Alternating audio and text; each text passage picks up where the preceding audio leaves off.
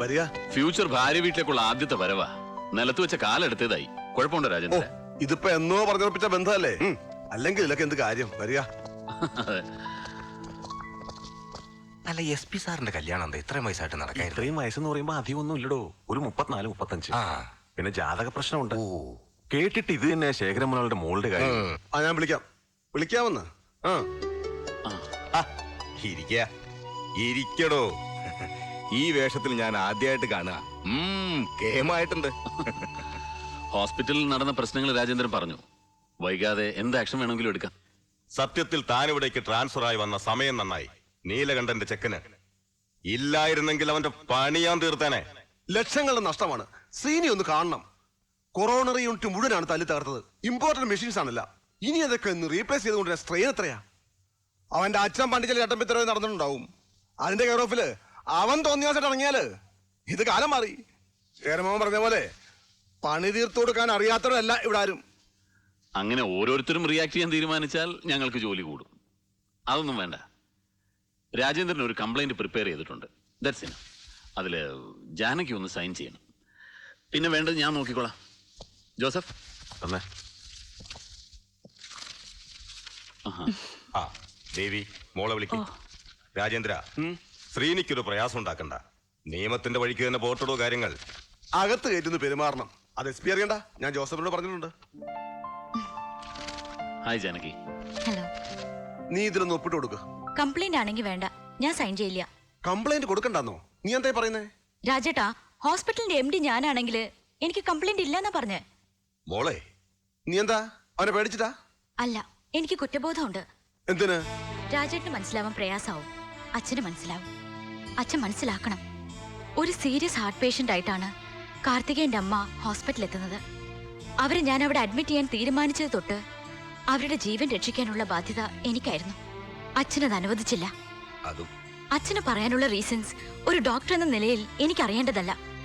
അവരെ അവിടെ അഡ്മിറ്റ് ചെയ്തിരുന്നെങ്കിൽ ചിലപ്പോ കാർത്തികേയന് അയാളുടെ അമ്മയെ നഷ്ടപ്പെടില്ലായിരുന്നു. അതിലും വലിയ നഷ്ടങ്ങളല്ല ഹോസ്പിറ്റലിൽ ഉണ്ടായിട്ടുള്ളത്. അത് സഹിക്കാൻ ഞാൻ തയ്യാറാണ്. സോറി. ജാനകി,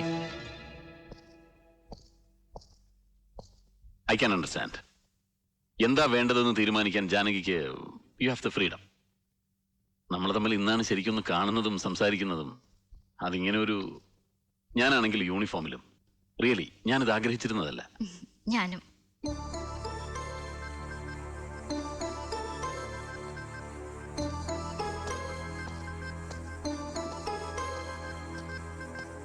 ഞാൻ ഇറങ്ങുന്നു. എനിക്ക് അവളോട് മാത്രം തർക്കിക്കാൻ കഴിയില്ല. അവളുടെ മുന്നിൽ മാത്രമേ ഞാൻ തോൽക്കാൻ നിന്നു കൊടുക്കാറുള്ളൂ. അവൾക്ക് അതിനുള്ള സ്വാതന്ത്ര്യം ഞാൻ കൊടുത്തിട്ടുള്ളൂ. അതാ ശരി. ജാനകി വളരെ സെൻസിബിൾ ആയിട്ട് സംസാരിച്ചു. വരട്ടെ രാജേന്ദ്ര.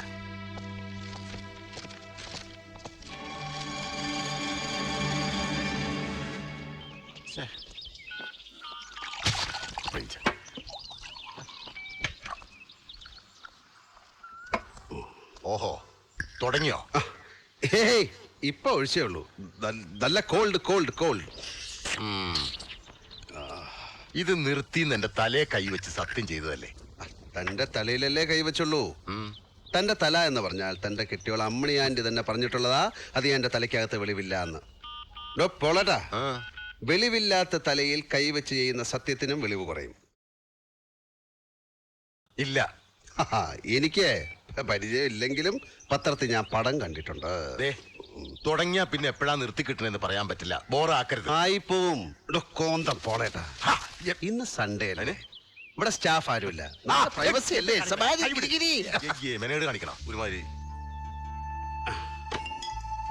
ഇതങ്ങേർക്ക് വേണ്ടി കുടിക്കുന്നതാ. നാടൻ വാറ്റിൽ ഇളനീരൊഴിച്ചു കുടിച്ച് പാട്ടുപാടിയിരുന്നു, മൃദംഗം വായിച്ചിരുന്നു, ആളെ തല്ലിക്കോലം മാറ്റുന്ന വലിയ ചട്ടമ്പിയായിരുന്ന എന്റെ അമ്മയെ ബ്ലാക്ക് മെയിൽ ചെയ്യിച്ച് ഡാൻസ് ചെയ്യിച്ച ഓൾഡ് ഫ്യൂഡൽ ലോർഡ് മംഗലശ്ശേരി നീലകണ്ഠന് വേണ്ടി. ധൈര്യം പോരാ, അതുകൊണ്ടാ. അല്ലെങ്കിൽ ഇങ്ങനെ വിങ്ങിപ്പൊട്ടിയിരിക്കുന്ന മനുഷ്യനോട് ഞാൻ ചോദിച്ചേനെ, അച്ഛാ, can I fix a drink for you? പുറംകാലിന് തൊഴിച്ചു കളയും. Poor man. എനിക്ക് അമ്മ നഷ്ടപ്പെട്ടു, പക്ഷേ എനിക്ക് അച്ഛനുണ്ട്. അദ്ദേഹത്തിന് ആരുമില്ല. ഈ തെണ്ടി തമ്മാടി കാർത്തികം പോലും quite alone in this universe. അച്ഛനെ തനിച്ചിനി മംഗലശ്ശേരി കഴിയാൻ വിടണോ? വിളിച്ചു, കാല് പിടിച്ച് ഞാൻ പറഞ്ഞു വരില്ല. ആ വീട് വിട്ട് ഇറങ്ങില്ല അദ്ദേഹം. ധാരേ ഞായറാഴ്ച പുണ്യാവും. എയർപോർട്ടിൽ നിന്ന് ഇറങ്ങിയിട്ട് അവൻ വിളിച്ചിരുന്നു. ഡാ, 7 ദിവസത്തെ ദുബായ് ജീവിതം നീ ചീർത്ത് പന്നി. തീറ്റിയും കുടിയും സവാരി കിരികിരിയും കുളിയും തന്നെ ഒന്നും ഇല്ല മോനെ. ഒരു റഷ്യ മണം. റഷ്യയൊക്കെ ഔട്ട്. ഇപ്പൊ ലെബനീസ് ലൈനാ.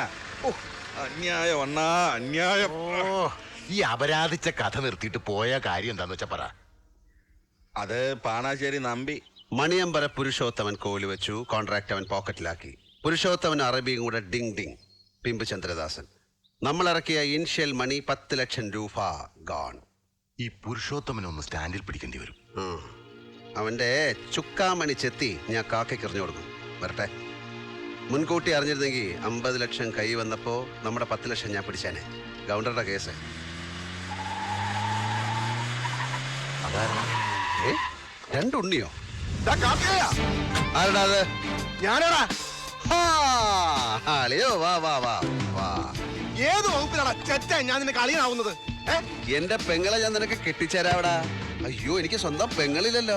അപ്പൊ ഞാൻ പാലക്കാട് ചുങ്കത്തുള്ള ശാരദയായിട്ടതില്ലടാ ചുറ്റിക്കളി.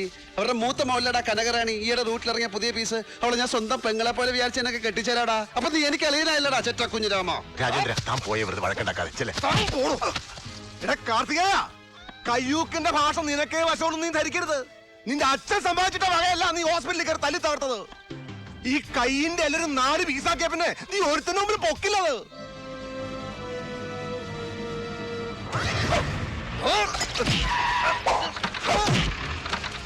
രാജേന്ദ്രൻ സാർ പൊയ്ക്കോളൂ.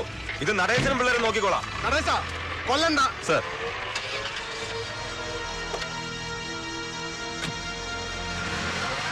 കോളേറ്റ് ഉണ്ണി ബാക്കിലോട്ട് നിക്കി. മോനെ നടേശ, ചീപ്പ് ഷൈനിങ് ആണെന്ന് വിചാരിക്കരുത്. വാച്ച് കാർട്ടിയർ ആണ്. 1.5 ലക്ഷം രൂപ വില വരും. ഇതിവിടെ ഇരിക്കട്ടെ. ഓ,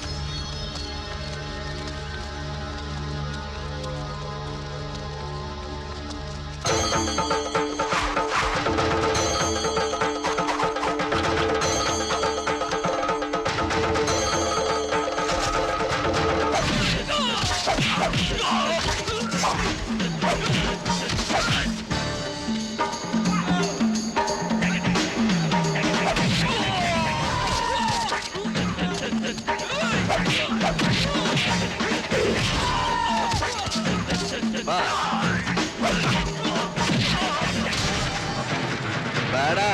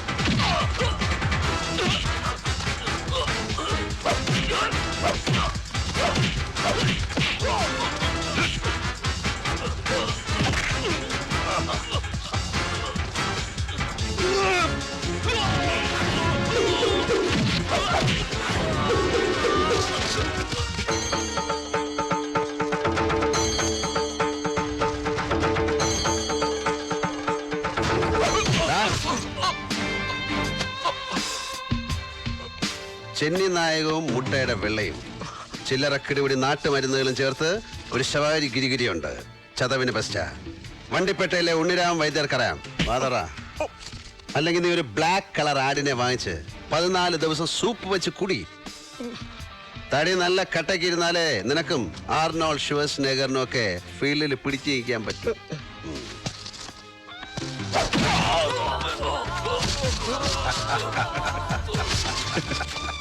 വെടിപ്പായല്ലോ പോളേട്ടാ, ഹാപ്പി അല്ലേ? ആ